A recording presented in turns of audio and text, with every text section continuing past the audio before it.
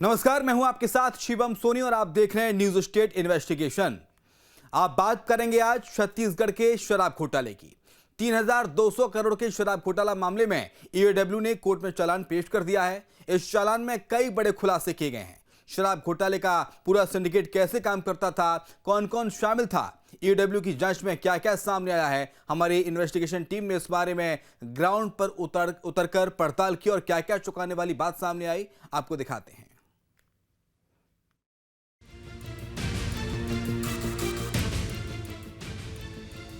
तारीख 8 अप्रैल 2026, समय 8:50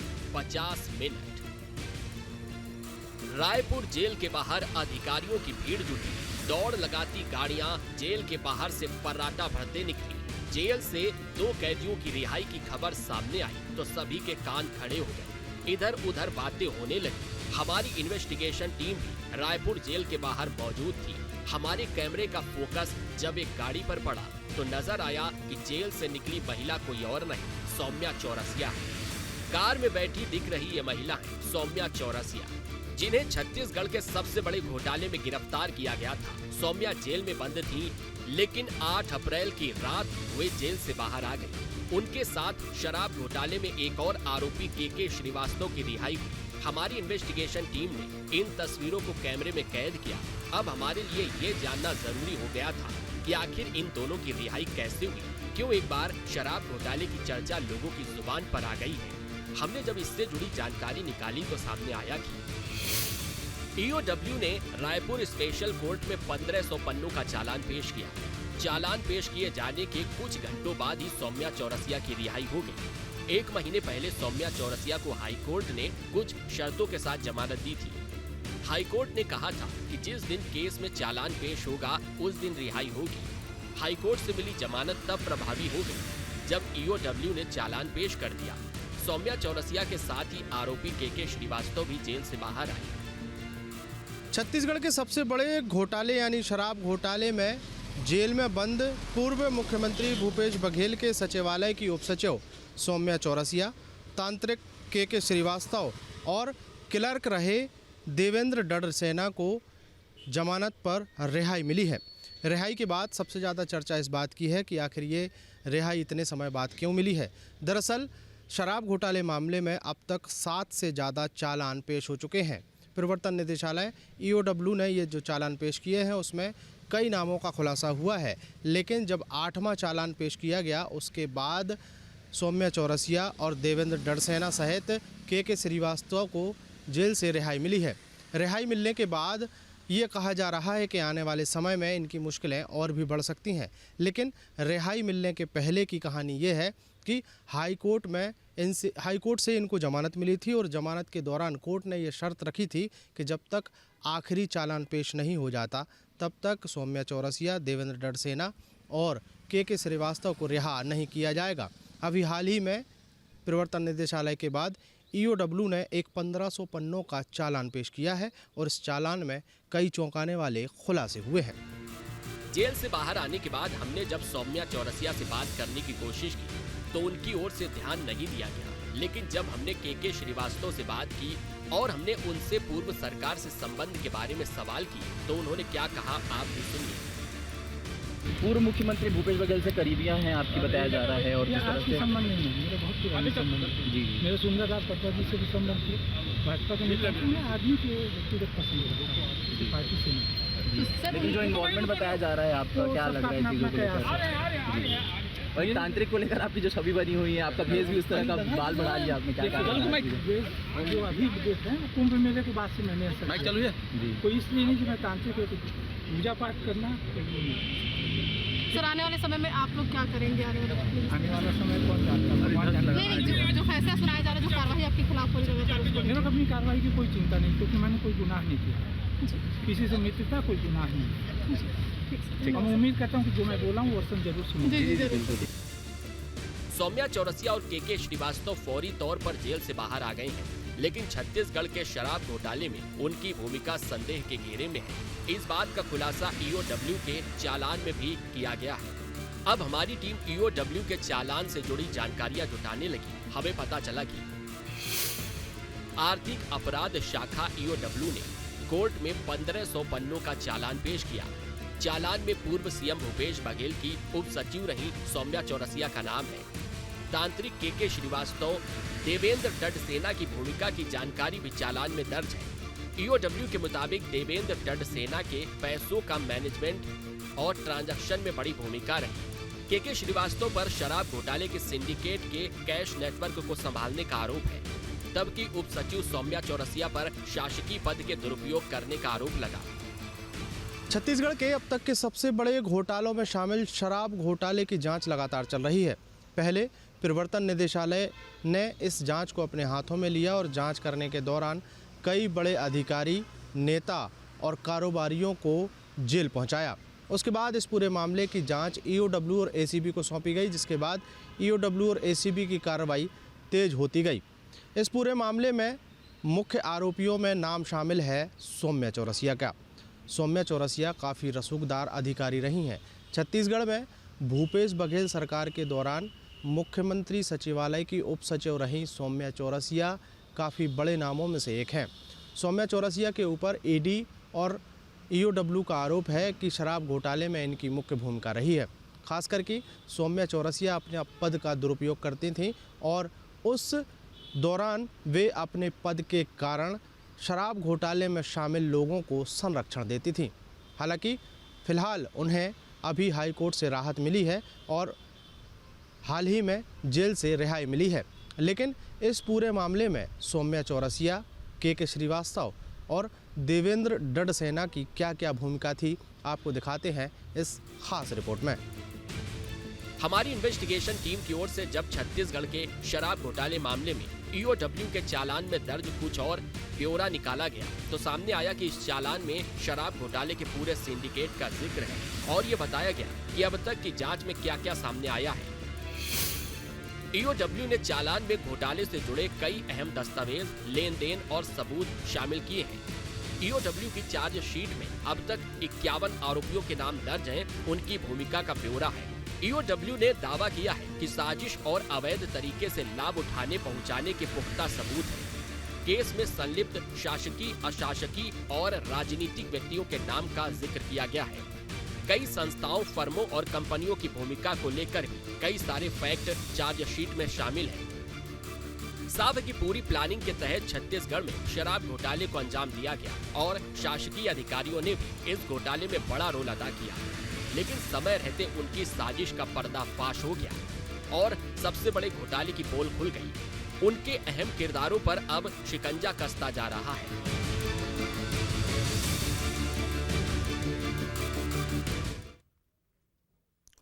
सौम्या चौरसिया वो नाम जो कभी छत्तीसगढ़ के विश्वसनीय अधिकारियों में गिना जाता था। सौम्या चौरसिया जिन्हें सुपर सीएम तक कहा जाता था, लेकिन जब उनका नाम शराब घोटाले में आया तो हर कोई हैरान रह गया। सौम्या जेल से बाहर आ गई हैं, लेकिन जांच एजेंसियों की ओर से उन पर बड़े आरोप लगाए गए हैं। कैसे सौम्या चौरसिया शराब घोटाले में घिरी, आइए जानते हैं।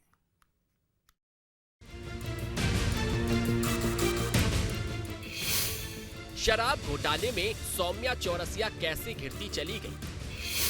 कितने घोटालों में सौम्या की फाइल हो गई तैयार? सौम्या चौरसिया ने कहां से जुटाई अकूत संपत्ति? सौम्या चौरसिया कैसे बन गई छत्तीसगढ़ की सुपर सीएम? छत्तीसगढ़ के शराब घोटाले में जैसे जैसे जांच आगे बढ़ रही है, एक के बाद एक नए खुलासे हो रहे हैं। इस घोटाले में जिस नाम का सबसे ज्यादा जिक्र हो रहा है वो नाम है सौम्या चौरसिया। ईओडब्ल्यू के चालान में सौम्या की भूमिका के बारे में बताया गया तो सबके होश उड़ गए। हमारी इन्वेस्टिगेशन टीम ने ग्राउंड पर उतरकर सौम्या चौरसिया की कुंडली खंगालनी शुरू की। हमने जांच एजेंसियों की रिपोर्ट खंगाली, ठीक से पढ़ा तो सामने आया कि सौम्या चौरसिया जो कभी छत्तीसगढ़ में सुपर सीएम के तौर पर पहचानी जाती थी, वो अपनी दबंग छवि के बूते अलग अलग घोटालों में घिरती चली गई। हम सौम्या चौरसिया की पूरी कुंडली बताएंगे, लेकिन उससे पहले जान लीजिए कि चंद सालों में वो कैसे सूबे की सबसे चर्चित अधिकारी बन गई थी। सौम्या चौरसिया साल 2008 बैच की पीसीएस अधिकारी हैं। सौम्या पेंड्रा, बिलासपुर, दुर्ग, भिलाई और पाटन में एसडीएम रही हैं। पूर्व सीएम भूपेश बघेल पाटन विधानसभा सीट से विधायक हैं। सौम्या चौरसिया की महत्वाकांक्षा ने उन्हें राजनेताओं के करीब ला दिया। सौम्या चौरसिया 2016 में रायपुर नगर निगम में अपर आयुक्त बन गई। 2018 में कांग्रेस की सरकार बनी तो सौम्या का कद भी अचानक बढ़ गया। तत्कालीन सीएम भूपेश बघेल ने सौम्या को सीएमओ में डिप्टी सेक्रेटरी बना दिया। सौम्या चौरसिया 2019 से 2022 तक भूपेश बघेल के डिप्टी सेक्रेटरी रही। सौम्या राज्य प्रशासन में प्रभावशाली अधिकारी बन गई, जिनकी बात कोई नहीं काटता था। भूपेश बघेल के कार्यकाल के दौरान कुछ लोगों ने सुपर सीएम का तगमा भी लगा दिया। सौम्या चौरसिया का छत्तीसगढ़ की राजनीति और प्रशासनिक पृष्ठभूमि में बड़ा प्रभाव था। कहा जाता है कि सौम्या का रौब ऐसा था कि उनके एक फोन पर आधी रात को भी बड़े बड़े नेता और अधिकारी एक्शन में आ जाते थे। उनकी मर्जी के बिना एक चिट्ठी या फाइल तक इधर उधर नहीं होती थी। लेकिन जब सौम्या का नाम शराब घोटाले में आया तो राजनेता से लेकर अधिकारी तक सख्ते में आ गए। हमने जब जानकारी निकाली तो सामने आया कि ईओडब्ल्यू ने अपने चालान में सौम्या चौरसिया की शराब घोटाले में बड़ी भूमिका बताई। ईओडब्ल्यू के चालान में सौम्या चौरसिया पर अपने पद के दुरुपयोग का आरोप लगा। भूपेश बघेल की उपसचिव रहते हुए सौम्या पर शराब घोटाले को संरक्षण देने का आरोप है। सौम्या पर शराब घोटाले के सिंडिकेट को प्रशासनिक रक्षा कवच मुहैया कराने के भी आरोप है।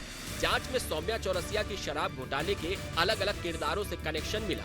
सौम्या पर अवैध तरीके से धन कमाने और सरकार के राजस्व को नुकसान पहुंचाने का आरोप है। 2008 बैच के राज्य प्रशासनिक सेवा अधिकारी बनी सौम्या चौरसिया कई रसूखदार अधिकारियों में उनका नाम रहा है। लेकिन 2018 के बाद जब छत्तीसगढ़ में कांग्रेस पार्टी की सरकार आई तो मुख्यमंत्री रहे भूपेश बघेल ने उन्हें सीएमओ यानी मुख्यमंत्री सचिवालय में उन्हें उप सचिव बनाया।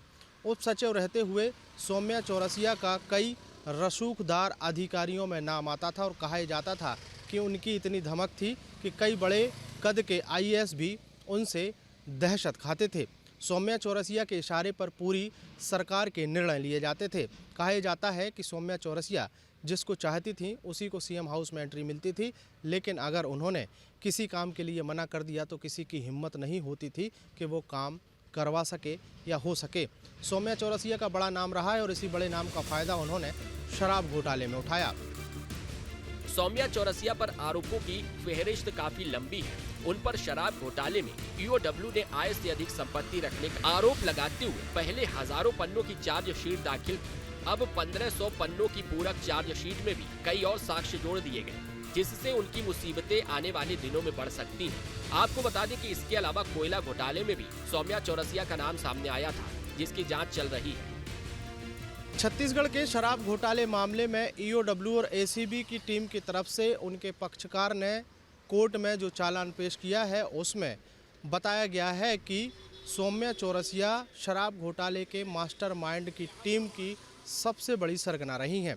दरअसल सौम्या चौरसिया मुख्यमंत्री सचिवालय में उप सचिव रहते हुए उन्होंने अपने पद का बड़ा दुरुपयोग किया।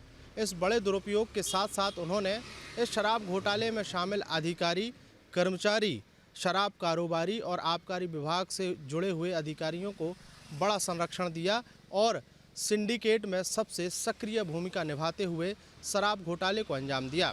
इस शराब घोटाले में बड़ी रकम सौम्या चौरसिया के पास भी पहुंचती थी। कहा यह जा रहा है कि सौम्या चौरसिया जो इस पूरे मामले में प्रवर्तन निदेशालय की तरफ से पहली बार गिरफ्तार की गई थी, उसके बाद ये कहा जा रहा था कि प्रदेश में कई बड़े नामों का खुलासा होगा और हुआ भी ऐसा। सौम्या चौरसिया के साथ साथ प्रदेश के पूर्व आबकारी मंत्री कवासी लखमा, शराब कारोबार से जुड़े हुए कई बड़े कारोबारी और आबकारी विभाग से जुड़े हुए अधिकारियों को भी गिरफ्तार किया गया। साफ है कि सौम्या चौरसिया एक के बाद एक घोटाले के चक्रव्यूह में फंसती नजर आ रही हैं। हमारी इन्वेस्टिगेशन टीम ने जब उन पर दर्ज मामलों की लिस्ट निकाली और उन्हें ध्यान से पढ़ा तो सामने आया कि सौम्या पर कुल 4,364 करोड़ के घोटाले में शामिल होने का आरोप है। 500 करोड़ रुपए के अवैध कोल लेवी केस में भी सौम्या का नाम आया। 540 करोड़ रुपए के कोल लेवी केस में ईडी ईओडब्ल्यू ने उन्हें गिरफ्तार किया था। 575 करोड़ रुपए के डीएमएफ घोटाले में सौम्या चौरसिया की भूमिका संदिग्ध रही है। 49 करोड़ रुपए के आय से अधिक संपत्ति के मामले में भी सौम्या आरोपों में की। 3200 करोड़ रुपए के शराब घोटाले में भी सौम्या चौरसिया आरोपी बनाई गई। इन्वेस्टिगेशन के दौरान हमारे सामने सौम्या चौरसिया की अकूत संपत्ति के बारे में भी जानकारी मिली। लोगों ने कहा कि उनकी संपत्ति का पूरा रिकॉर्ड तो सामने नहीं आया, लेकिन अगर बेनामी संपत्तियों की लिस्ट भी तैयार की जाए तो कई और खुलासे हो सकते हैं। सवाल ये कि सौम्या चौरसिया के पास आखिर इतना धन कहां से आया। सौम्या की नौकरी के सालों का वेतन अगर जोड़े तो उनकी संपत्ति के मुकाबले काफी कम बैठता है। कहते हैं सौम्या चौरसिया ने अपने पद पर रहते हुए अनाप शनाप कमाई की। हमारी टीम ने सौम्या की कमाई का डेटा जुटाया तो सामने आया कि जांच एजेंसियों के मुताबिक सौम्या चौरसिया ने 17 साल नौकरी की। 17 साल की सेवा अवधि में शासन से उन्हें 89,19,000 रुपए का वेतन मिला। सौम्या के परिवार की कुल ज्ञात संपत्ति 2,51,00,000 रुपए बताई जा रही है। आरोप है कि सौम्या ने 49,69,00,000 रुपए की 45 बेनामी संपत्तियां खरीदी। सौम्या चौरसिया की संपत्ति उनकी आय से 1872% ज्यादा बताई जा रही है। ईओडब्ल्यू ने अब तक सौम्या की 39 करोड़ रुपए की 29 संपत्तियां अटैच की। ईडी ने सौम्या चौरसिया की 8 करोड़ रुपए की 16 अचल संपत्तियां अटैच की। सौम्या के रिश्तेदारों की भी 8 करोड़ रुपए की प्रॉपर्टी अटैच की जा चुकी है। कहा जा रहा है सौम्या ने कई कंपनियों में निवेश भी किया और काले धन को ठिकाने लगाने के लिए परिजनों और रिश्तेदारों को भी इस खेल में शामिल कर लिया। सौम्या, शांति देवी और ओम नारायण के नाम से बड़े फिक्स्ड डिपॉजिट की जानकारी मिली। इंडियन बैंक रायपुर में इनके नाम पर कुल 8,60,000 रुपए की एफडी बताई जा रही है। सौम्या के परिजन अनुराग चौरसिया ने निपोहो इंडिया में 2,25,830 रुपए का निवेश किया था। जाहिर है कि सौम्या के पास इतनी अकूत संपत्ति थी। कहते हैं कि पैसों का नशा भी बहुत बुरा होता है। एक बार आप सही गलत तरीके से धन जुटाने में लग जाएं, तो फिर सारे कायदे कानून भूल जाते हैं। कुछ ऐसा ही सौम्या के साथ भी हो रहा था। आरोप है कि सौम्या तक धन पहुंच रहा था, जिसे वो अलग अलग तरीके से निवेश कर रही थी, अपने रिश्तेदारों को बांट रही थी। हमारी टीम ने एक बार फिर शराब घोटाले में सौम्या की भूमिका से जुड़े फैक्ट चेक किए तो सामने आया कि सौम्या के साथ 2 और लोगों के नाम शराब घोटाले से जुड़े रहे। हमारी टीम ने शराब घोटाले से जुड़े कुछ और तथ्य जुटाए और सौम्या चौरसिया के साथ जेल से बाहर आए के श्रीवास्तव की कुंडली निकाली तो सामने आया कि ईओडब्ल्यू के चालान के मुताबिक के श्रीवास्तव की भूमिका भी काफी संदिग्ध रही। आरोप है कि के ने सिंडिकेट के अवैध उगाही तंत्र और कैश नेटवर्क को संभाला। कैश को एक स्थान से दूसरे स्थान तक पहुंचाने की जिम्मेदारी के श्रीवास्तव की थी। कैश मैनेजमेंट, निवेश और घोटाले की रकम को खपाने में उन्होंने सक्रिय भूमिका निभाई। राजनेताओं से जुड़े होने का प्रभाव डालकर अवैध तरीके से काफी धन अर्जित किया। छत्तीसगढ़ के शराब घोटाले में कई नामों का खुलासा हुआ। इस शराब घोटाले में एक नाम आया के श्रीवास्तव। बिलासपुर के रहने वाले के श्रीवास्तव पेशे से पुजारी और तांत्रिक हैं। कहा जाता है कि के श्रीवास्तव का पूर्व मुख्यमंत्री भूपेश बघेल से पुराना नाता रहा है और इसी नाते का फायदा उन्होंने शराब घोटाले में उठाया। के श्रीवास्तव के पास काम था कि प्रदेश में जहां जहां भी नकली होलोग्राम या नकली शराब बेची जा रही है, उसका पैसा वो एकत्रित करते थे। एकत्रित करने के बाद उस पैसे को वो कहां कब कैसे पहुंचाना है, उसका प्रबंधन संभालते थे। के श्रीवास्तव अपने संबंधों का फ़ायदा उठाते हुए पूरे प्रदेश में सक्रिय थे। के श्रीवास्तव की गिरफ्तारी के बाद भी कई खुलासे हुए और उन खुलासों के बाद अब धीरे धीरे और भी परतें खुलती हुई दिखाई दे रही हैं।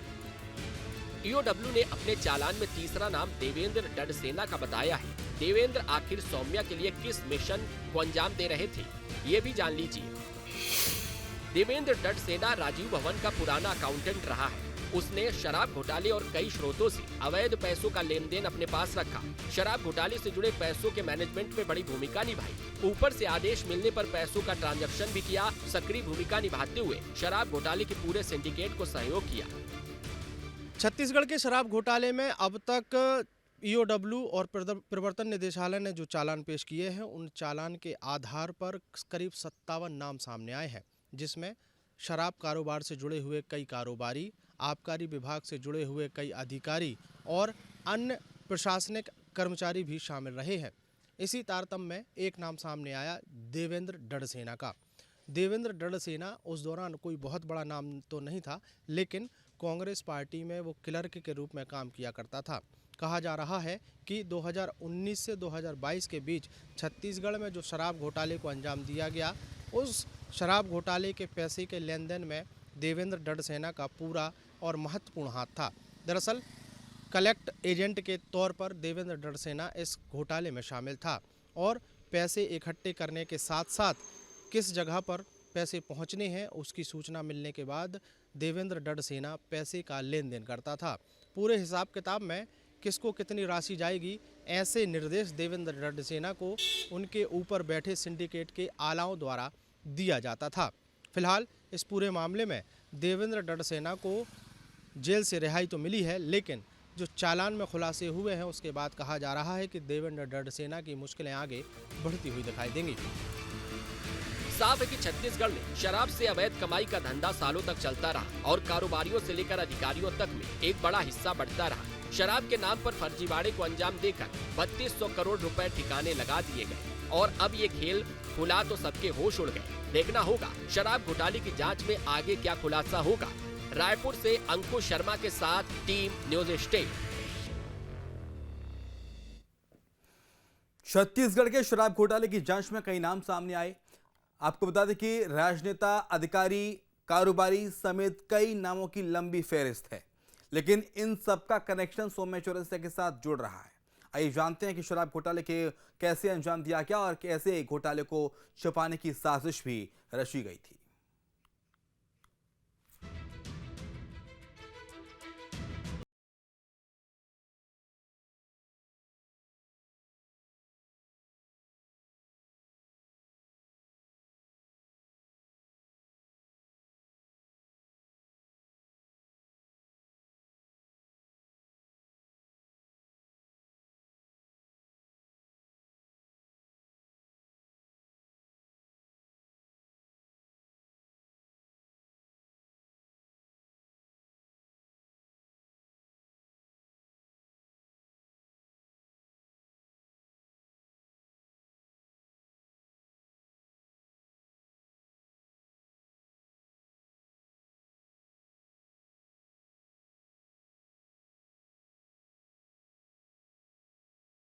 अधिकारियों ने इस मामले में समय समय पर कई खुलासे किए।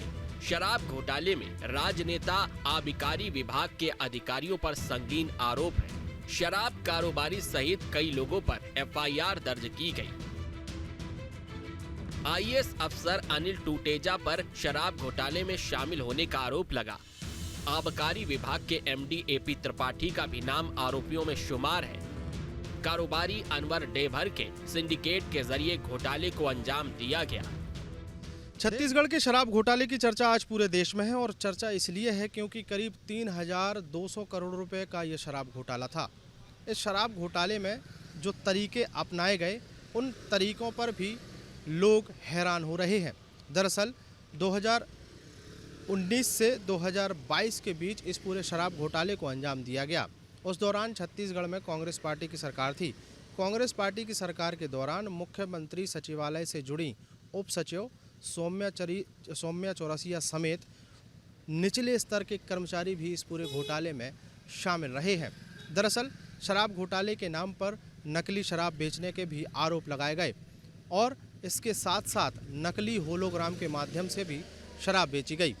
सौम्या चौरसिया इस पूरे मामले में मास्टरमाइंड टीम की सबसे बड़ी मुखिया रही हैं।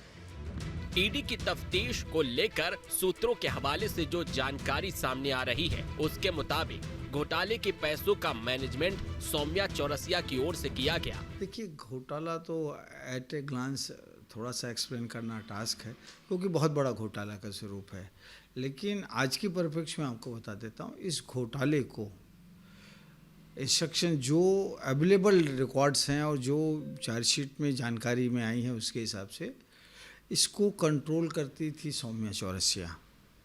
वो लोगों को किकबैक लेने के लिए और पैसा कलेक्ट करने के लिए और काम कैसे करना है उसके लिए इंस्ट्रक्शंस सौम्या चौरसिया देती थी और पैसे को कलेक्ट करके रूट करने का काम चार्जशीट के हिसाब से के श्रीवास्तव साहब करते थे। के श्रीवास्तव साहब को मेरी जानकारी के हिसाब से जो रिकॉर्ड्स में है, I may not correct also, 72 crore रुपए का किकबैक मिला है। डड़सेना जो है उस पूरे पैसे को कस्टोडियन था, उस पैसे को कांग्रेस भवन में आता था, उसको वो मैनेज करता था। तो ये पूरा सिस्टम था। और जहाँ तक सवाल है अनिल टूटेजा का, अनिल टूटेजा एपी त्रिपाठी और अरविंद सिंह, इन तीनों का एक बड़ा नेक्सस था। देखिए, यदि अनिल टुटेजा जी तो एक्साइज सेक्रेटरी नहीं थे ना, डायरेक्टर थे वहाँ पे, लेकिन सारी पॉलिसीज़ का डिस्कशन एपी त्रिपाठी उनके पास आते थे, अरविंद सिंह जी उनके पास आते थे, तो ये इंस्ट्रक्शंस वहाँ से जाते थे। आपको बता दें कि कोल लेवी का मसला है शराब का कारोबार हो या फिर डिस्ट्रिक्ट माइनिंग फंड, हर जगह एक सिंडिकेट एक्टिव हो गया और सबकी गाड़ी चल निकली। लेकिन जब एक बार जांच हुई तो सारा राज खुलता चला गया। हमने जब शराब घोटाले की एक एक कड़ी को जोड़कर जानकारी निकाली और ये जाना कि शराब घोटाला क्या है, तो पता चला कि